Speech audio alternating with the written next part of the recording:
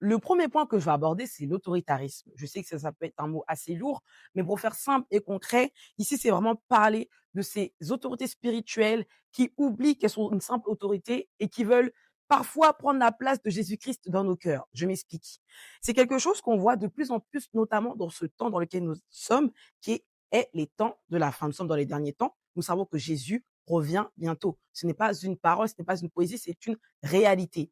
Et quand nous voyons dans des églises qu'un leader, un pasteur, un apôtre, un prophète veut prendre la figure primordiale avant celle de Jésus-Christ, il y a un problème.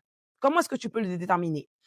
Il y a 2 versets que je vais te donner, que tu auras le temps sur lesquels tu auras le temps de méditer. Donc, Éphésiens 1, verset 22 à 23, Éphésiens 5, verset 23, qui nous rappelle que Christ est le chef de l'Église.